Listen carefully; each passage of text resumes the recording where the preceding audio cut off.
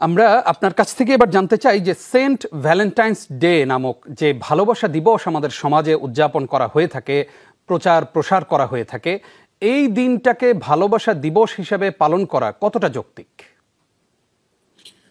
ধন্যবাদ আপনাকে। আপনি নিজে অবশ্য সেন্ট ভ্যালেন্টাইন্স ডে কে আপনি ভালোবাসা দিবস হিসাবে হয়তো আপনি কোট করে বলেছেন। আমি বিনয়ের সাথে এর সাথে দ্বিমত পোষণ করি। সেন্ট ভ্যালেন্টাইন্স ডে এই বাক্যের অর্থ কোন অবস্থাতেই ভালোবাসা দিবস হওয়ার কথা নয়, এবং পৃথিবীর অন্যান্য দেশেও এটাকে আসলে ভালোবাসা দিবস এরকম কোন নামে সাধারণত নামকরণ করা হয়নি। দুর্ভাগ্যজনক বাস্তবতা হলো যে আমাদের সমাজে এটাকে ভালোবাসা দিবস নামকরণ করা হয়েছে। সেন্ট ভ্যালেন্টাইন একজন খ্রিস্টান ধর্মযাজক। তার সাথে কি ঘটেছিল এবং কোন ঘটনাকে কেন্দ্র করে খ্রিস্টানরা পরবর্তীতে কি উদযাপন করেছে, কি ধারণ করে রেখেছে, সেই আলাপ আমরা গুগল করলে, অনলাইন করলে নিশ্চয়ই আমরা জানতে পারবো। সেরকম একটা বিষয়কে নিছক ভালোবাসার মতো একটি সেকুলার শব্দ, যে শব্দটি কোনো ধর্মের মানুষের নয়, সেরকম একটা শব্দের মোড়ক দিয়ে সবার কাছে সেটা গলদকরণ করানো, এটা আমি মনে করি এক ধরনের অসাধুতা। এটা নিশ্চয়ই এক ধরনের অসততা এবং অন্তত এটা ভুল তথ্য।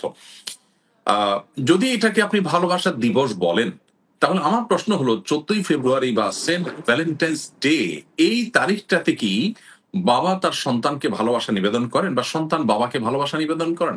এই তারিখে কি ভাই বোন কিংবা স্বামী স্ত্রী পরস্পরের মধ্যে ভালোবাসা নিবেদন করেন কিনা? উত্তর হলো এরকম ঘটনা খুবই কম ঘটে কালে ভদ্রে। এই দিবসে মূলত যেই তথাকথিত ভালোবাসার নিবেদন হয় সেটা হলো বিবাহ বহির্ভূত যে সম্পর্ক, সেটি।